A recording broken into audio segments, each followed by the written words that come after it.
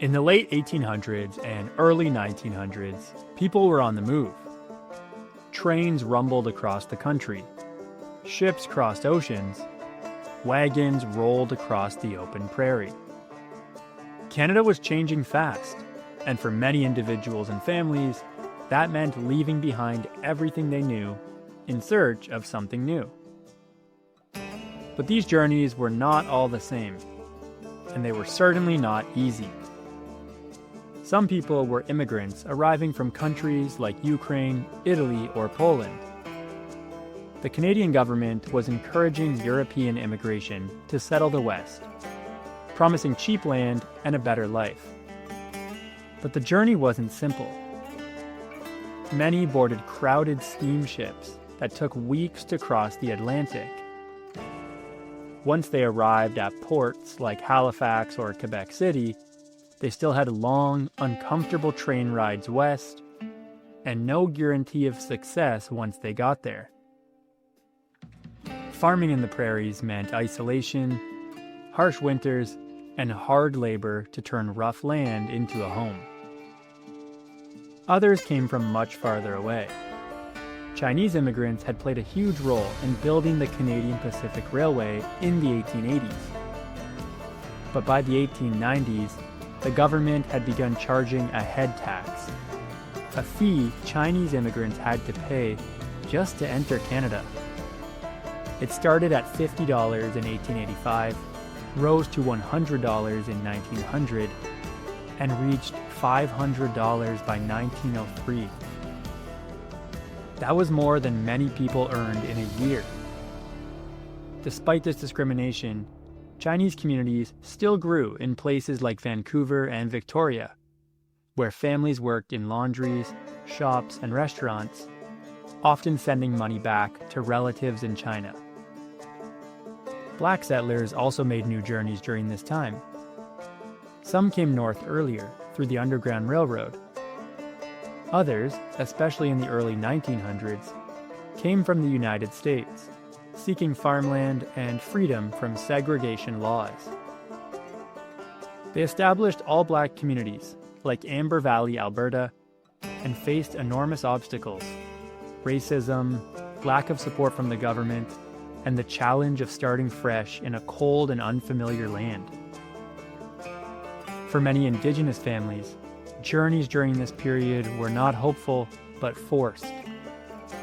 Thousands of First Nations children were taken from their homes and sent to residential schools, often hundreds of kilometers away. These schools aimed to erase Indigenous languages, cultures, and identities. Children were made to cut their hair, speak English or French, and follow strict rules. Many suffered terrible abuse.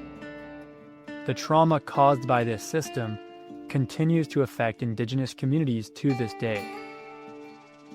Métis families experienced their own struggles. In treaties like Treaties 8 and 10, the government issued scrip, certificates that were supposed to give Métis people land or money.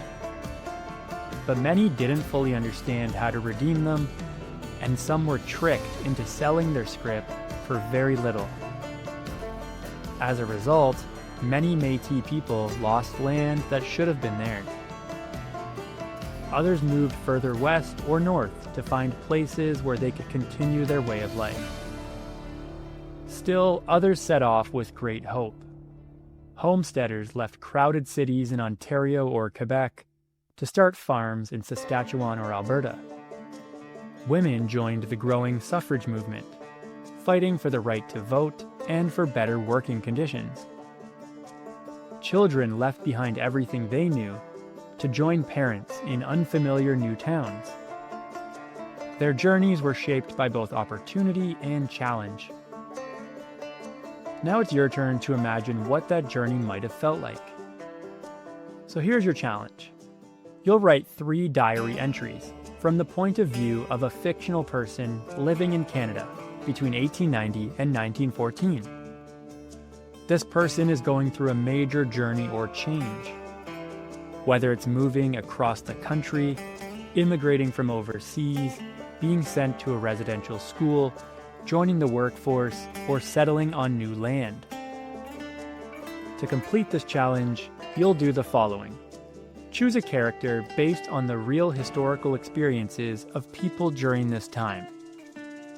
You can be an immigrant, settler, Indigenous child, railway worker, black homesteader, suffragist, or someone else relevant to this era.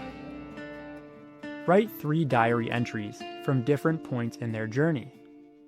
1 before the journey or change, 1 during, and 1 after.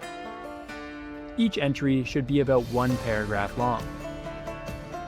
In each entry, include thoughts, emotions, daily events, and real historical details based on what we've learned.